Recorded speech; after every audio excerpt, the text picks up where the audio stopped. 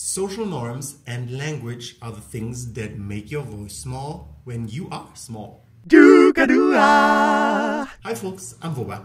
I'm a singer and a vocal trainer, and this is my channel about anatomical vocal training. I want to elaborate a bit about how and why social norms and language make your voice small, which I briefly mentioned in this video. Now, when we are babies, when we are little tiny toddlers, all of us have big voices. When we cry, all of us have big voices, right? Now, over the years, more and more, you can see that people lose the ability to have a big voice. Often, adults are not as loud as children, which is strange because usually if the instrument is bigger, it is louder naturally. You know, that's why in an orchestra, for instance, you have 4 or 5 contrabasses but a lot of violins, because the violins are smaller instruments. So in order to have the same loudness, the same volume as the contrabass section, you have to have more. So naturally, the bigger an instrument, the bigger the sound should be, like a bird and an elephant. The elephant is louder than the bird because it's bigger. So therefore, naturally, you should see adults having louder voices than children, but it's the other way around. Now, the question is why? And it's very obvious. It's babies don't know social norms and language, which is kind of like the same thing, you know, because it also depends a bit on the language, how much you allow your voice to be big. In different social environments, there are different habits of how to use language, how to use your voice. Therefore, I explain in more detail about cultural differences with the voice in this video. So basically what happens is when you're a little child, you have this big voice. When you're a toddler, before you learn language, before you learn social norms, then you just, open your mouth and you ask for attention. And attention is given to you. Now, once we learn social norms, many of us learn that it's not okay. Firstly, that it's not okay to just demand attention, that you should, rather be quiet and be nice. Don't, talk back to your adults. Don't be so loud. Sit quiet over there when adults speak. We learn all these social norms that make us be smaller and smaller, that make us not use our full voice anymore. And you can see that the older the people get, when they're like toddlers, they have big voices. Then they become children, their voices become a little smaller. Then they become teenagers, their voice is already very small or super tiny. And then they're adults and it's just a tiny little voice. Now, obviously, that's not the same in the same capacity with everybody, but there is a general tendency in many cultures all around the world that I can, see, that I lived in, where this exactly happens, that the older you get, the more quiet your voice goes. And that is because of these social boundaries that we learn, that we're not supposed to be loud, that we're not supposed to be outgoing, and just happy and just express it whenever, wherever, but that we always have to control ourselves and always be aware of our environment. And yes, of course, that is part of our socialization, but also, since I lived in different countries, I see that in certain countries it's even more, it's worse. Namely, I lived in Germany for a long time and I live in Tanzania now for a long time. And the people in Tanzania have a tendency to have louder voices. And I can see the social connection, the cultural connection, why Germans have a tendency to really suppress their voice. But Tanzanians have less of a tendency to really suppress their voice because they have a different cultural background, they have a different history. And so these cultural norms that we learn when we become older and older, they have an impact on how we use our voice and how we use and are used to using our voice, our habits, obviously train our muscles or not train our muscles in certain ways. And so social norms are the first thing that really makes our voices small when we learn social norms as children. The second thing is language, because language also, which is often overlooked, language often comes, well, first of all, with certain mentalities, right? In every language that you learn, you express the same things differently with different ways to think about the same thing.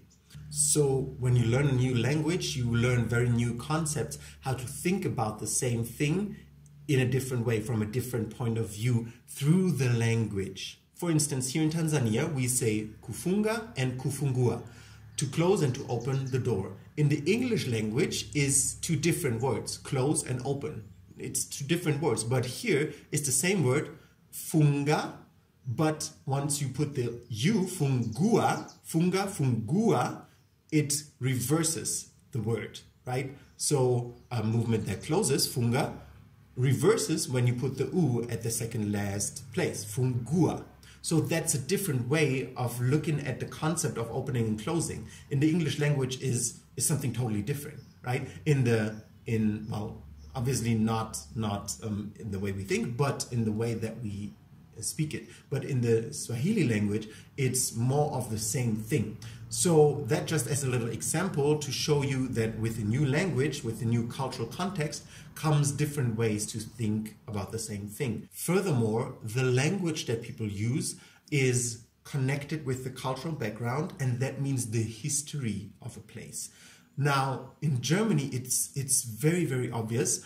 If you listen to how Germans speak nowadays and how Germans spoke before the Second World War, is very different. They had a very, well, for us Germans, it's very annoying to hear these people speak, because we have a tendency to connect it with Hitler, and we don't like Hitler, so it's like, we don't want to hear their sound. But it was a very different sound, and I'm always saying, oh, it's the Germans, like most of the European nations, thought they were the kings of the world, they were the best race, right? Race is a concept that does not exist, by the way. I mean, not in a biological sense, obviously in a social sense it does.